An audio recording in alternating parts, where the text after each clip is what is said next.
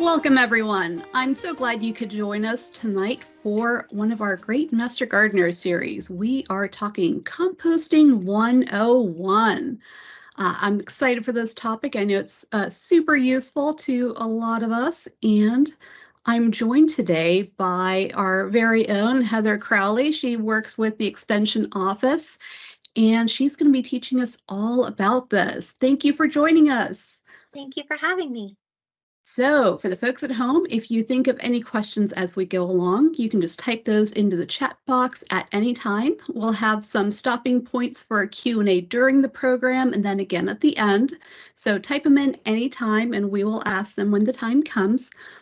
And with all that ado aside, I'm going to let Heather take over the presenting, and she's going to start sharing her slides and her program. Perfect. Thank you very much for that introduction. I am going to go ahead and shut my camera off and I'll turn it back on at the end, but that'll just help with better streaming. My computer is wonderful. All right. So as Lisa mentioned, my name is Heather Crowley. I am a urban horticultural assistant for the University of Florida IFAS Extension Office here in Hillsborough County. And that's a lot of words, but it basically means I get paid to play in the dirt. So anybody can compost, even if you live in an apartment. All you need is a little bit of space. You need some air, water, and the organic material. Or compost is going to happen with that combination of items. So just a fun fact. About 40% of all the food that's grown and produced in the United States is never actually eaten. According to the Environmental Protection Agency, food scraps and yard waste together currently make up more than 28% of what we throw away. In Florida, the average family of 4 throws out about $1,600 worth of food annually. Nationally, that's more than $218 billion. And those figures were put together prior to inflation, so you can imagine it's quite a bit more at this point. In Hillsborough County, wasted food is one of the largest components of garbage that's collected at curbside, with an estimated 220,000 tons of food waste that's disposed of and combusted annually. So through the Extension Office, we advocate the 9 Florida-friendly principles of landscaping, and these principles emphasize sustainable landscape and management practices. And the principles that apply directly to composting are going to be watering efficiently, fertilizing as needed, mulching, recycling, and reducing your stormwater runoff. So let's talk about things that we can recycle. And these are going to be things that we can use every day, or excuse me, that we use every day, like your plastic bottles, your milk jugs, your milk containers, your cardboard boxes, cereal boxes, cracker boxes, aluminum and tin cans, glass bottles, things like that. Just a fun fact, if you have a plastic milk jug, for example, and it has a plastic lid, once you rinse out that that jug, before you put it in the recycling bin, go ahead and put that plastic lid back on the jug. And the reason for that is if you put that lid back on the jug, more of that jug is going to get recycled. A lot of times, if you just throw that lid in your recycling bin by itself, it gets lost in the machinery at the recycling plant. So in order to ensure that we get the maximum product to be recycled, go ahead and put that lid back on the container if it's the same type of material. So we do not want to recycle things like your takeout containers, no greasy or soiled paper items, no hoses, cords, ropes, or wires. Those things, again, are going to get tangled in your machines. No clothing, shoes, or textiles. If you have clothes or shoes that are able to be reused, we recommend donating them. There's collection sites all over your larger places like Goodwill, Salvation Army, and then you also have church donations, school donations. So just try to think of other places that you can take these things other than putting them in the garbage or in your recycling bin. And then again, no electronics. There is a community collection center, and every county has one. But the electronics pose a specific threat to our landfills with the chemicals and stuff that are in the machinery. So we want to make sure that we dispose of those properly at the community collection center in your county, not in the curbside recycling bin. And I saved the best for last. The top picture is actually the plastic bags on the top left. And this is something I see all the time in my neighborhood. People will go to the grocery store, they bring in their groceries, and then they reuse those plastic bags, start filling them up with their aluminum cans, their milk jugs.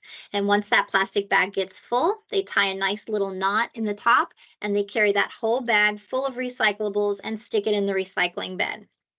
Those plastic bags are not recyclable at curbside pickup. They are able to be recycled, and you can do that by taking them to your local grocery store. We'll have a collection center for those plastic bags and plastic film. I've even seen a collection center in front of Walmart. So there is a place to recycle your plastic bags, and we definitely want you to do that. But in your curbside container, that is not the place to do it. And the reason for that is those bags, again, will get caught in the recycling machines. And when they get caught in those machines, it costs a lot of money to shut down the warehouse. And a live human, one of our community members, has to get into those machines and pull those off of the tines of the machine. It's very dangerous. And so, for the safety of our community members and for the saving of the expense, please recycle those in the appropriate place, which would be at your grocery store or at your local Walmart. All right, so let's talk about what is composting. And composting is the controlled decomposition of manure, crop residue, bedding, and other organic material by bacteria, fungi, worms, and other organisms under a controlled condition where oxygen is made available. So compost is decaying plant material that's purposely created to be added to your soil to improve its quality, whereas humus is something that's naturally created by decaying leaves, like at the bottom of the forest floor, for example. So composting has many benefits, like helping you save money on things like water and fertilizer.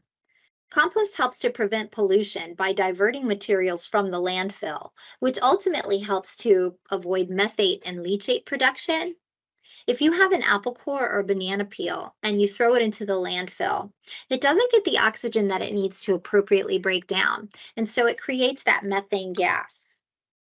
However, if you compost that same apple core or banana peel, it gets the oxygen that it needs to break down as you're turning that pile. And so it doesn't create that methane gas because it's appropriately getting that oxygen that it needs to break down. Now, leachate, if you're not familiar with that, it's a substance that's produced when moisture enters the refuse in a landfill. It extracts contaminants into a liquid phase, and it produces a moisture that causes a significant threat to our surface and groundwater. It's like a slimy, sludgy, disgusting mess. So composting actually returns nutrients and minerals back to our soil by converting your food and yard waste into a growing media. There are a lot of folks who aren't originally from here, from Florida. I lived in Kentucky for many years, and if you took something and you put it in the ground, it grew. It was amazing. It's actually where I fell in love with growing food. And then I moved back here to Florida and realized there's not a whole lot you can do that with here in Florida. The soil here needs all the help that it can get. So an increase of just 1% in the organic matter content of the soil can result in absorption of up to 25,000 gallons of available soil water per acre. And soil water is the term for water that's found naturally occurring in our soil, and it supplies the plants and animals water. but it also acts to transport nutrients and other important substances from the soil to the plants and the microbes in the soil. So composting also helps to suppress plant diseases and pests. Organic amendments increase the natural enemies of root knot nematodes. They help to suppress the nematode population, as well as making a healthier environment for your plant to survive, despite of any pests that may be found in that soil. Compost helps to improve the structure and the texture of your soil. So sandy soil is what we have mostly here in Florida. And sandy soil feels loose and it has coarse particles that won't hold their shape when it's squeezed in your hand. So water and nutrients pass through that quickly since there's nothing to hold them in there. In loose, sandy soil, compost helps to bind those particles together and actually increases the soil's ability to retain moisture and nutrients.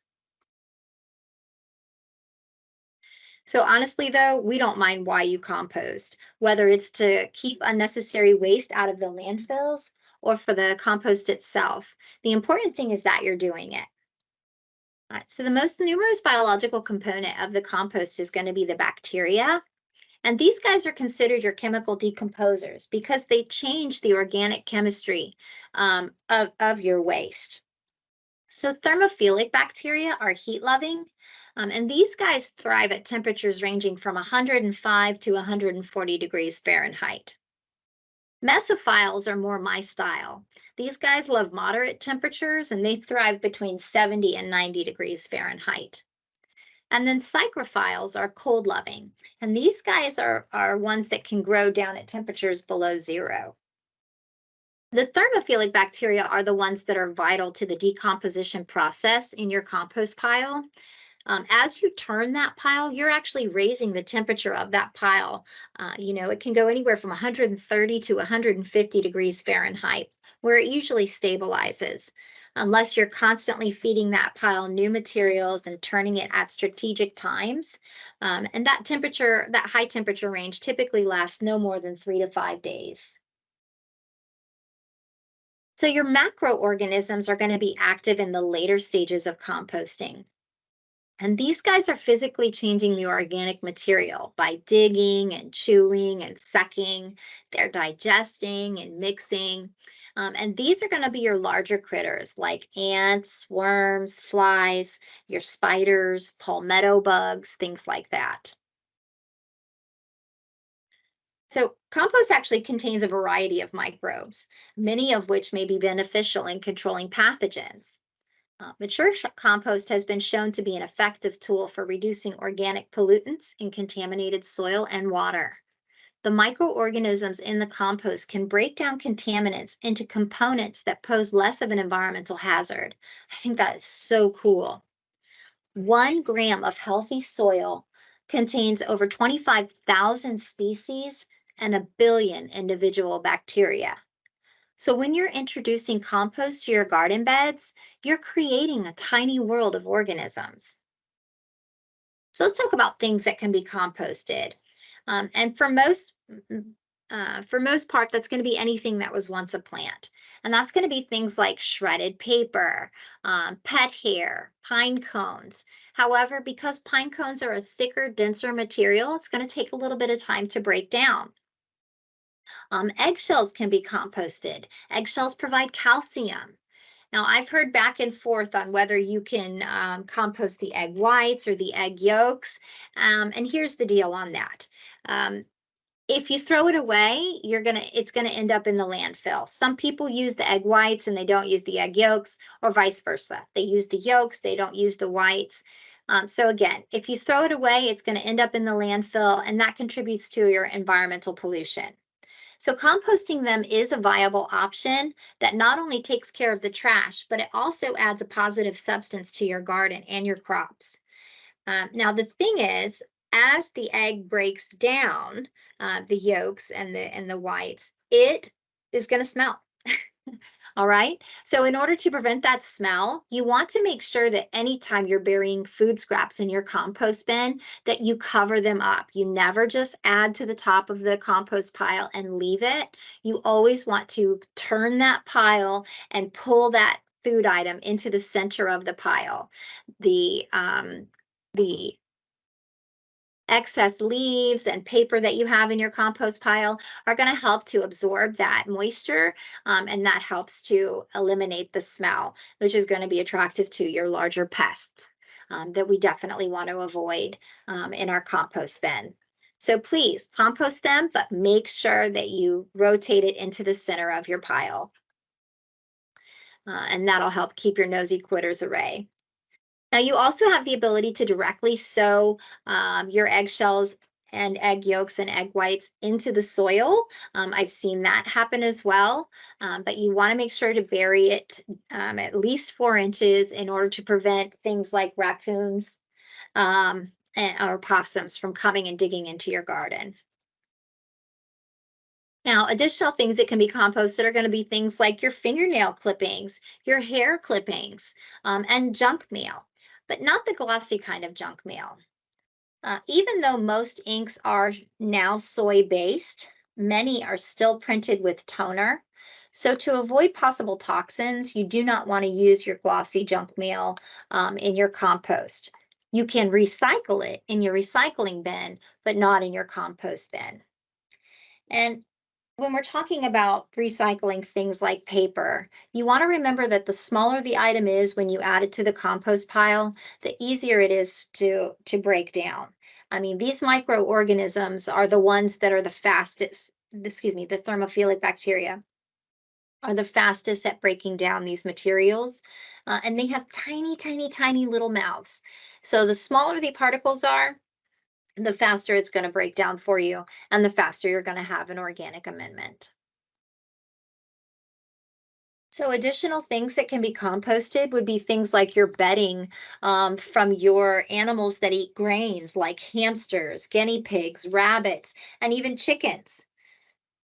You want to be mindful, though, if you're going to be sourcing something like cow manure or horse manure.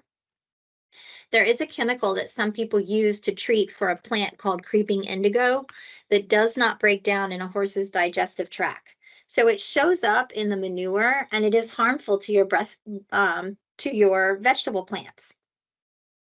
Okay, so if you're going to be sourcing something like manure, just make sure you know what's being sprayed in that field. Where is it coming from? What are those animals consuming? Because it may show up through the manure. So leaves can be composted, but you want to keep in mind that your thicker, waxier leaves, such as oak and magnolia, are going to take longer to break down. Now, you may choose to run them over with a lawnmower or a weed eater, and I've even seen leaf shredders on the market. So if you're super fancy and you want to invest in a leaf shredder, you can find those anywhere from $120 to $2,000. But that's not something that's necessary. You can compost a whole leaf. Just realize that if it's a thicker, waxier leaf, it's going to take longer to break down. So weeds can be composted. However, you want to be mindful of invasives. You don't want to encourage them to grow in your garden. So properly dispose of those in your yard waste bins. Now, if you're not sure if the weed is invasive, there are lots of plant apps, and I believe even Google as a search engine, you can take a picture and it will tell you what the name of that plant is. So if ever you're curious, whether it's an invasive or not, there's plenty of plant apps. You can take the picture and then it should bring up a list of possible plants that match what you're photographing. But if you're not sure and it has a lot of seeds on it and you don't want to encourage it to grow in your garden, we recommend throwing that in your yard waste bin that's collected at curbside rather than composting it, just to be sure that you don't reproduce a large amount of that weed. Okay. So coffee grounds can be composted. Plants love coffee just like we do. Kitchen scraps can be composted, of course, and that includes things like your spoiled tofu or tempeh, any of your plant milks like soy, rice, almond, or even coconut, waste from home brewing, Sawdust can be composted, just as long as it's not been chemically treated sawdust. Tea bags, you just want to make sure that there's no staples in them so you don't poke your fingers later. And even things like Spanish moss can be composted, but because it's a denser material, it's going to take a little bit longer to break down. Now, I've had people ask me if you can compost things like old latex party balloons or latex gloves, and you can if you choose. However, because of that type of material, it can take up to 4 years to break down. Now, me personally, that's not something that I would compost. I would dispose of that in my trash bin. But if you choose, you can compost latex materials. So things we want to avoid in our compost pile. That's going to be things like meat or poultry. No dairy products like milk, cheese, or butter. You want to avoid greasy things like grease, oil, or fatty items like mayonnaise. And this is because the meat and dairy tend to attract pests and vermin. And in addition to that, if that pile does not heat up to a high temperature and maintain that temperature for at least 5 days, those items can actually produce bacteria like E. coli and salmonella. So to avoid that in your backyard compost, we definitely recommend disposing those in your garbage can as opposed to composting them. So again, you can compost weeds, but you want to be mindful of invasives or weeds that are laden with seeds because you don't want to encourage those to grow in your garden. Now, a hot compost pile can kill those weed seeds and those bacteria from the meat and the cheese, but typically a backyard compost pile does not reach and maintain that high heat temperature range for a long enough period of time to kill those things out. So it's always better to be safe than sorry. And on that same note, you want to avoid human or pet waste. So no kitty litter. Because again, those things can carry diseases like salmonella and E. coli and other infections. And we don't want you to get sick, and you don't want to get sick. So it's best to avoid those. No chemically treated items like particle board, treated sawdust, or even plants that were recently treated with pesticides, okay? And again, no glossy newsprint or junk mail. Now, grass clippings can be composted. They're actually 90% water, so they break down very quickly. And as they break down, they release nutrients like nitrogen, potassium, and phosphorus. Um, However, although you can compost grass, the University of Florida actually recommends that you leave the grass clippings on the lawn as you mow. And this is because while the grass is decomposing, it serves as a food source for the bacteria that's already living in your soil. And those guys are busy doing beneficial things like decomposing your thatch for a healthy turf environment. And also keep in mind that here in Florida, a lot of homeowners put things like herbicides, fungicides, pesticides, or fertilizers on their lawns. And if you take those grass clippings and they have those chemicals on them and you put them in your compost pile, then you're just transporting those chemicals to your compost pile as well. So talking about what is needed to have a compost pile, you need some browns and you need some greens. And so browns are going to be slow to decompose. They actually are the carbon that provides the energy source for these microbes to break down the materials. And so examples of browns are going to be things like leaves, straw, paper, or eggshells. I like to think of them as dry things, cardboard boxes. Those are going to be your browns. Your greens are going to be fast to decompose. Greens provide the nitrogen that provides the microbes the proteins that they need to make their bodies and their babies. And examples of greens are going to be things that are hot when they break down. So this is going to be like your animal manure or your kitchen scraps, old flowers. So things that were once alive. And blood meal can also be used as an organic source of nitrogen. Now, an ideal carbon to nitrogen ratio is going to be 30:1. That's a sciencey term, and I don't expect you to remember it. If you can remember 3 inches of brown items to 1 inch of green items in your compost pile, you're going to be doing great. And so every time you add to your compost pile, that ratio is going to change.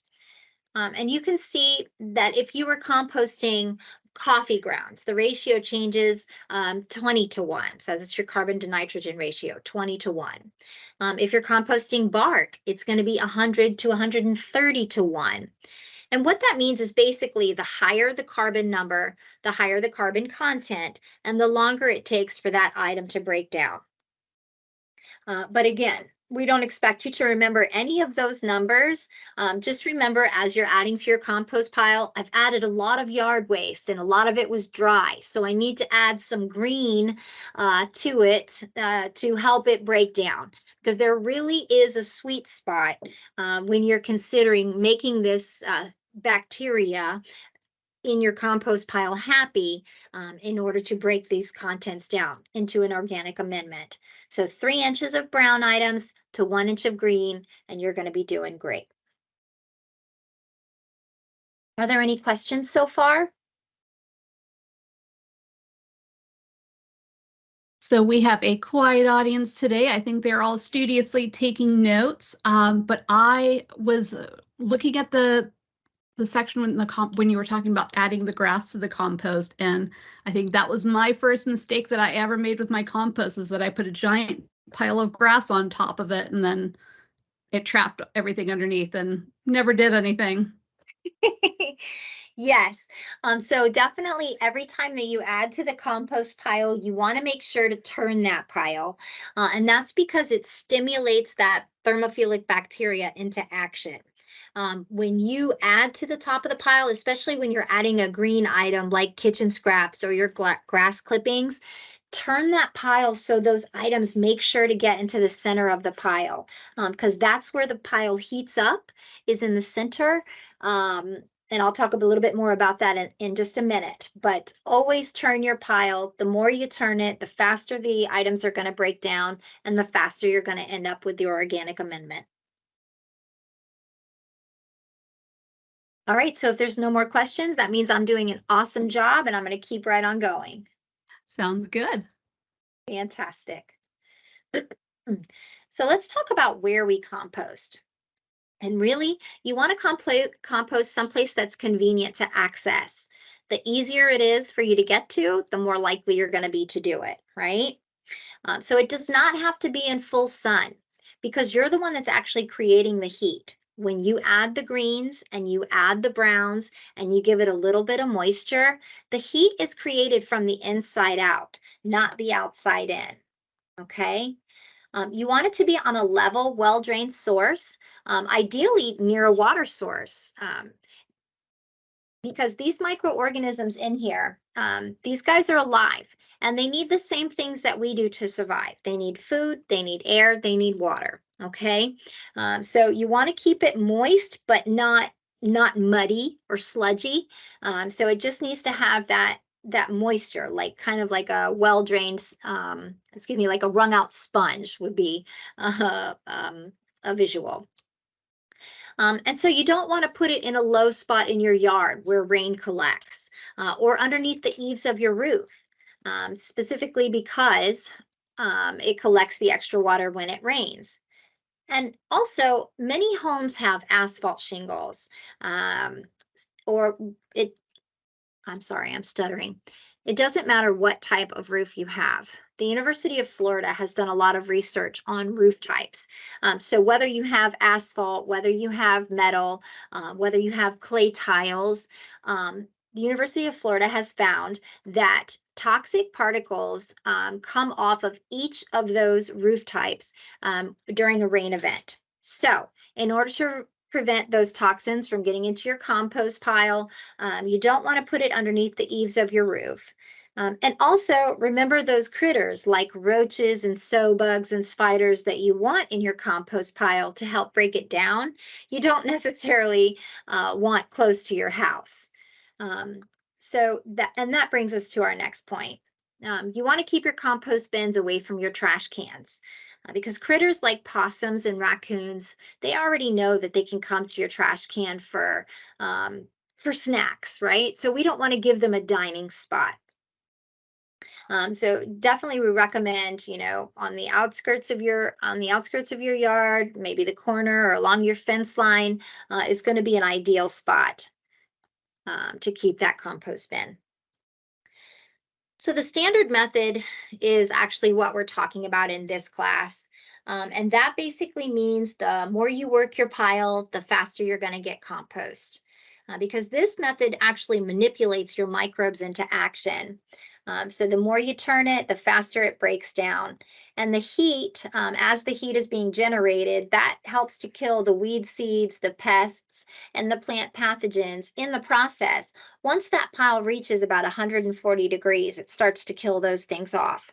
But again, it has to maintain that high temperature, 140 and above, for at least 5 days in order to ensure that you're able to kill those bacteria and those weed seeds. Now, the slow method takes very little time and attention, and it's still going to break down. And so that basically means if you have a spot in your yard and you're throwing your yard waste and you're adding your kitchen scraps, but you never turn that pile, it's still going to break down. Nature is going to do her good work. It's just going to take longer to break down for you to be able to have an organic amendment that you can use for your plants. Okay. And so it really doesn't matter what method you choose, because either way, you're going to get compost. One just takes a little bit longer than the other. So let's talk about composting bins. And there are many types of composting bins available on the market. We have many examples of them here at the Extension office in our Betty S. Walker garden. If you ever have the opportunity to make it to the Hillsborough County Extension office. So there's lots of examples here. This here is considered a 3-bin system, and it has a lid to help keep pests out if you're worried about those larger critters. And so the way that this bin would work is you would take your kitchen scraps and your yard waste and you would put it in the first bin. Okay, and once that first bin gets about halfway full, you would take the contents from the first bin and you move them to the second bin. Okay, and then you begin adding your new materials back to that first bin. And so as you're adding to that first bin, you're turning the stuff in that second bin and it's breaking down. Well, once that first bin gets about halfway full, you're going to take the items in the second bin, you're going to move it to the third bin. You're going to take the contents of the first bin and move it to the second bin. And you just start rotating through those bins like that. And by the time it gets to that third bin, your material is pretty well broken down and considered able to be used as an organic amendment. So 3-bin systems are quite easy. There's lots of instructions online you can find on how to build one if you're so inclined. This one right here, this barrel, is very easy to use when you first begin composting. And again, we have an example of that in our compost garden here at the Extension office. The downside to this system is, as the barrel gets about halfway full, it gets really heavy. Compost, as it's breaking down, gets really heavy. And so if you're a smaller person in stature or you have back or shoulder issues, once that barrel is about halfway full, it's very difficult to turn. And remember, the more you turn that pile, the faster it's going to break down. So those are the type of considerations you want to have before purchasing a composting bin. Now, this one right here is one that we provide if you take our composting class through the Extension office. We offer composting classes the first Saturday of every month here in Hillsborough County. It's $5 for the class, and you get a composting kit to take home with you. And that barrel basically adjusts to how small or how large you'd like. It's full of air holes all the way around. It's an open bin system, so airflow comes from the bottom and from the top, and it's very easy to use. This round one right here is very fun. It's very easy to use no matter how full it is. And again, we have an example of that here. However, if a big storm comes through and it gets a nice gust of wind, you will get the opportunity to chase that round bin. And if you're on a hill, like we are here at the Extension office, you get the opportunity to roll that full compost bin back up the hill and get it on that nice rounded base. So again, just the kind of things that you want to consider before purchasing a composting bin. What is my area? What am I going to use this for? And how will I need to empty it once it's full? Those are all things that you want to consider. So let's talk about how we layer our compost. We talked before about 3 inches of brown to 1 inch of green. So what does that mean? You want to consider layering your compost bin or your compost pile kind of like a lasagna. And so at the bottom of your compost pile, you want to put some twigs or some small logs, and that's to allow airflow to get through the bottom of your pile.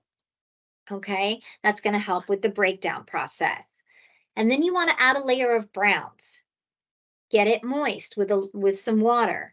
Then add some greens, and then another layer of browns. And you just keep going like that. Greens, browns, greens, browns. Now, I've seen videos on YouTube where people would have garbage bags full of leaves and they'd have buckets full of food scraps. And I'm not sure where they got all that stuff or how long they had been holding on to it before they started building their pile. But that's not realistic. You don't have to do that. Basically, just start building the pile as you go. Add to it as you acquire things, and you'll be surprised how quickly your compost pile how quickly it develops. And you always want to remember, bury your food scraps as you add them. Never dump and run.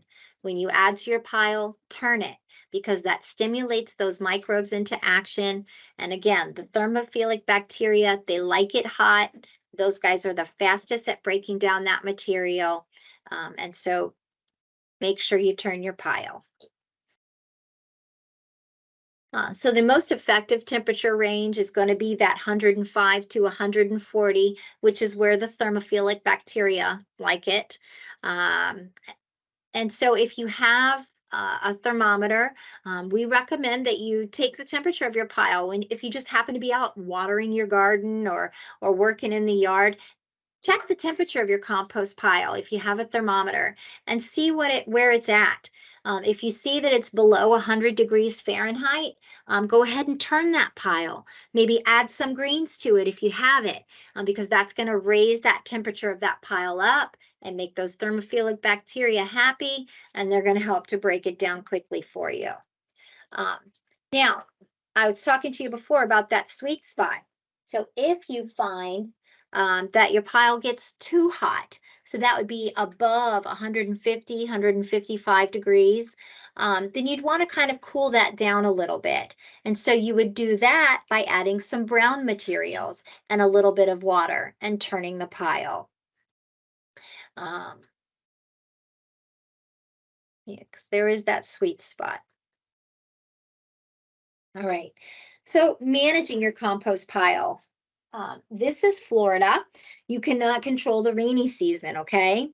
So if you choose to put a tarp over your compost pile to help during storms, you can. You just want to make sure that you don't cover the sides, because we always want to have oxygen flow through that pile. Again, those microbes are alive. They need food, they need air, they need water, just like we do.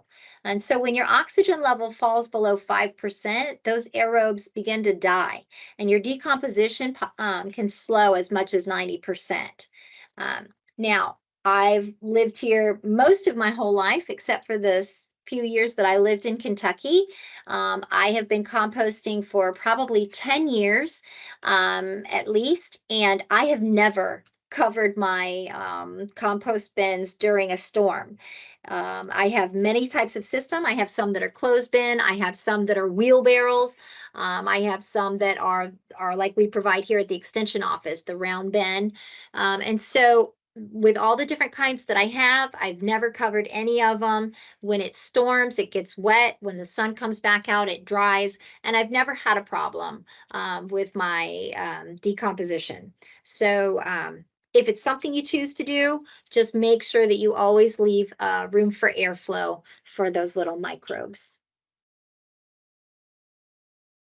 Now, there are several different kinds of tools that you can use for turning your compost. This one up here on the top is called a compost fork or a pitchfork. The other three pictured here are called compost aerators, and I've been able to find those guys online, or you can find them at your farm supply stores and at your big box stores. So for those of you who have children that are going to be involved in the composting process, we generally recommend the composting aerator. And that's because those are the easiest at getting into the center of the pile and turning that pile with the least amount of difficulty. You're not, digging in and trying to turn it manually. And so also if you have back or shoulder issues, the compost aerators are going to make it a little bit easier for you to manipulate that pile. But you don't have to have special tools. Really, the important thing is that you're doing it. So use what you have. You don't have to go out and buy anything fancy, but these are tools that are available on the market if it's something that you're interested in purchasing. Okay, so you want to remember, I've mentioned this multiple times, and it's because it's so important. You always want to remember to bury your food scraps. So you never want to leave them on the top of the pile, never dump and run. This was a bad habit of mine when I originally started composting many years ago. And what happens is as that food breaks down, it gets flies, and you're going to get other critters, as well as the odors. And most people want to avoid that.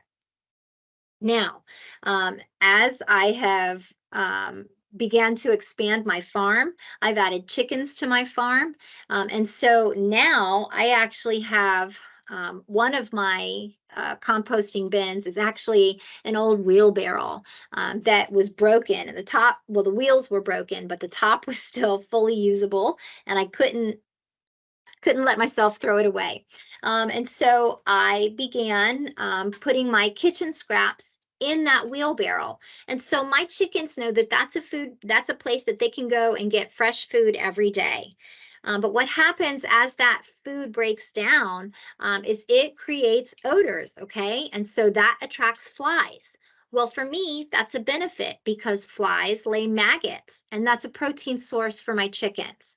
So if that's something that you're looking for, then do what works best for you. But if that's not something that you're looking for, most people are not, then always remember to bury your food scraps. Never just dump and run, okay? And that'll help absorb the moisture, which absorbs the odor and deters the flies. So how do you know when your compost is finished? If you no longer recognize that apple core or that banana peel, or that compost is no longer generating a significant amount of heat, that's a pretty good indication that it's ready to be used. It's going to be dark and crumbly in appearance with an earthy odor.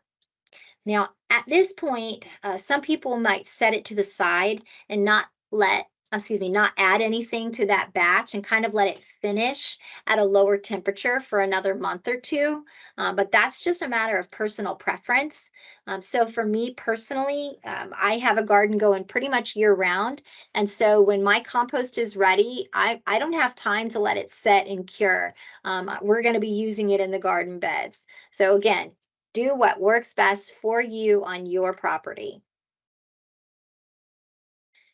Now, these are screening options, and again, it's not something that you have to do. It's just something that some people choose to do, so I wanted to bring it up. And you can see people get pretty creative with their ideas of screeners. So this one right here is a simple variety. It's something that's easy to build. There's instructions for it online. And so basically you would just take your screener, you put it on top of a tote or a wheelbarrow, and you take a shovel full of that compost and you place it on top of the screener. You're going to shake your screener, and the smaller particles that fall through are going to be considered your finished compost.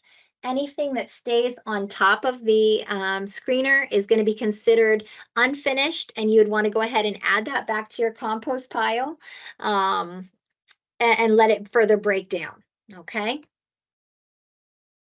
Now, because tropical and subtropical soils never freeze, microbial activity continues here year-round. So as a result of that, organic material is used up quickly. Now, other soils, especially if you're up north, can have as much as 50% organic matter, whereas Florida soil typically has about 1.5%. And that's why it's so difficult to get things to grow here. So because of that biological soil activity and the year-round warm weather, gardeners are advised to apply compost at least once a year, but as much as needed to increase your soil's organic matter content. Now, for best results, you want to use only finished compost as a soil amendment. So compost should be applied and incorporated into the soil, ideally before you're planting your crops or your grasses. And you would want to apply 1 to 3 inches of compost to the soil surface, and then work that down into the depth of the soil, about 3 to 4 inches. Now, using unfinished compost as a soil amendment may stress your plants, causing them to yellow or stalling their growth. And this is because the decomposition process is still continuing near the plant's roots, and the microorganisms in the compost would actually be competing with the plants for the nitrogen that's found in that soil. Basically, the bacteria and the fungi are still sequestering nutrients rapidly enough that your plants could be harmed and possibly die as a result of the lack of available nutrients. So always, always, always use finished compost. Now, another way that you can use compost is to make a compost tea, and that's very easy to do. Basically, you just fill a cloth bag, like a burlap sack or a pillowcase or even an old sock, if that's what you have. Okay, you fill it with compost and you put it in a bucket of potable water. Potable means drinkable. Okay, and you're going to let that set for a few days until that water becomes the color of tea. And once that has sat for a few days, the compost tea will begin to release nutrients and microorganisms from the compost into the water, allowing you to apply those beneficial components to your plants. So compost tea is kind of like a weak liquid fertilizer. It's low in nitrogen, but it's high in those micronutrients. And so it's especially good for plants that are container grown. Most plants that are in a container already have the soil up to the maximum level that plant will tolerate, right? And so if we add more soil to that plant, it can cause root rot to that plant and kill it. So by adding compost tea, you're still able to apply the benefits of the compost without actually applying a layer of soil. And again, we want to make compost tea from compost that is considered finished. It has maintained a temperature of at least 130 degrees for at least 3 to 5 days, and it has been mixed so that whole pile has been heated up. And this is because if tea is brewed at inadequate temperatures, or it's in an improperly cleaned vessel, or if it's been stored for a long period of time, it may grow coliform bacteria. And there's a type of bacteria called Klebsiella or Interbacter, and less commonly E. coli. So we want to avoid those things. They make you sick. You don't want to feel sick. We don't want you to feel sick. And so on that note, you also want to avoid additives like simple sugar sources, like molasses, to ferment your compost tea, because again, those can promote the growth of harmful bacteria organisms. Now, if you create compost and you can't use it for whatever reason, you've made more than you can use, or you live in an apartment complex and you don't have any plants, but you didn't want to throw these items into the landfill, so you created the compost. There are lots of places that are happy to take compost off of your hand. So this picture is actually a list of the community gardens that are here in Hillsborough County. These guys would be happy to take your compost off of your hands. However, if you can't get to a community garden, I'm sure you have friends or neighbors or family, somebody that would be happy to take that compost for you. So there's always options, even if you don't have a use for it at your home. So in closing, we want you to remember to reduce your waste.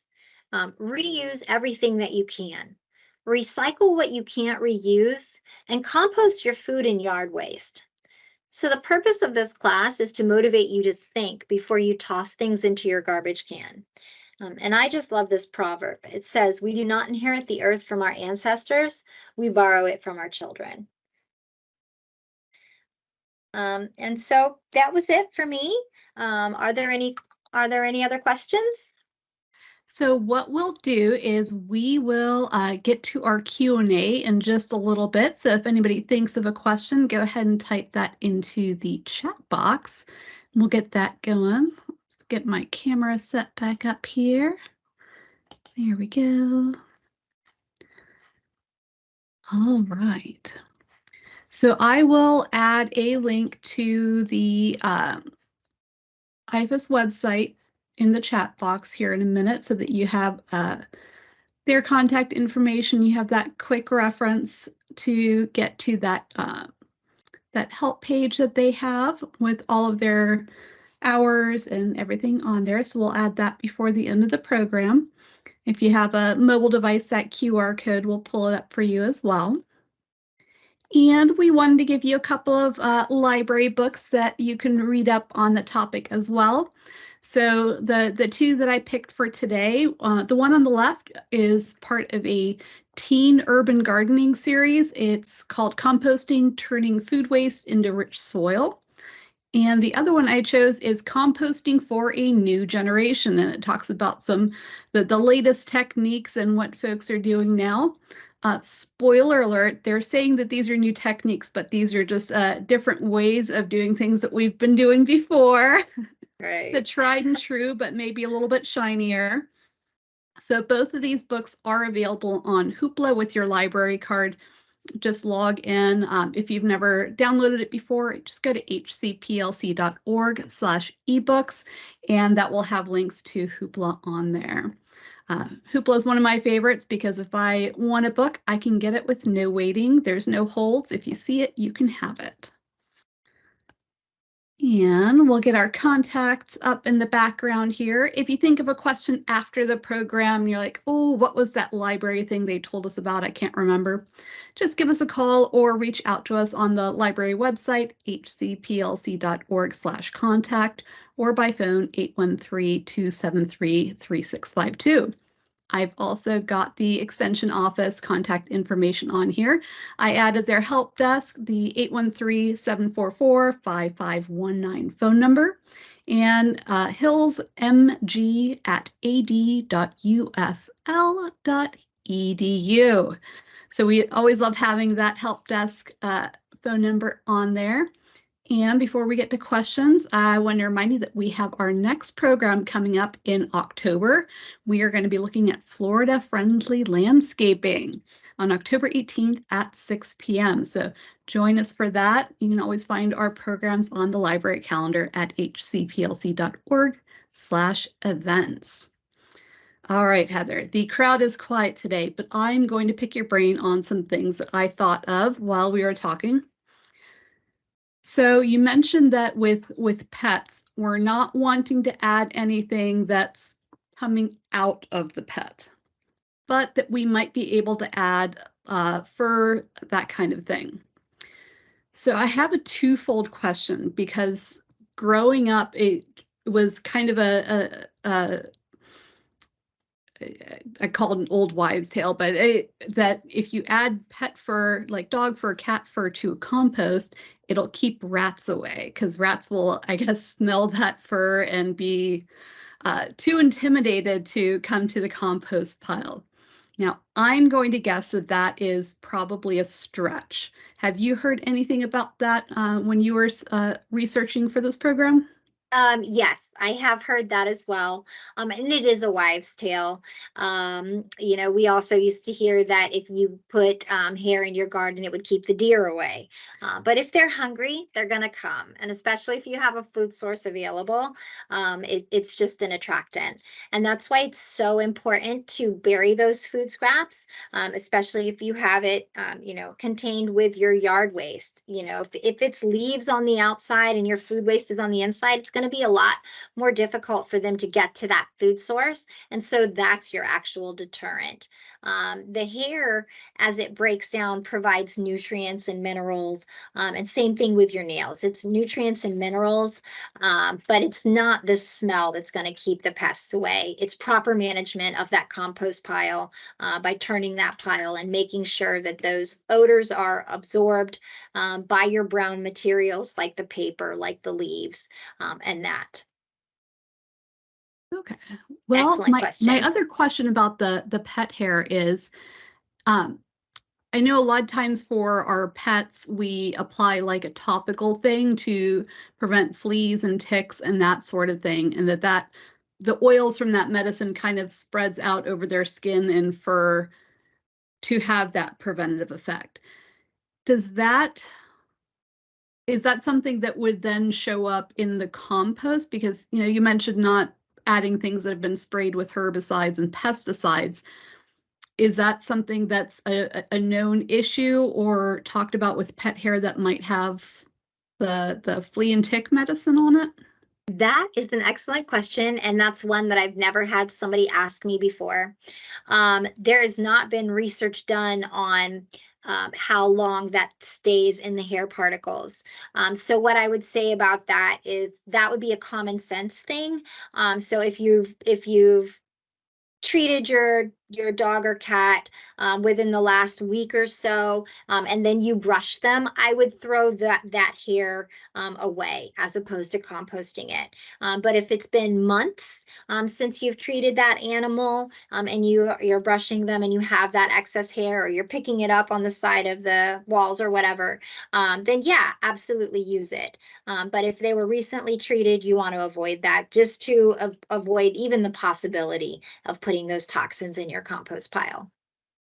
Excellent question. Thank you.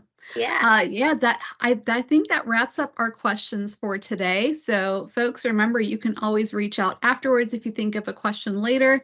Let us know. We are recording this program, and usually we have that posted on the library YouTube channel within a couple of weeks. So the library YouTube channel is youtube.com/Tampa Hills Lib.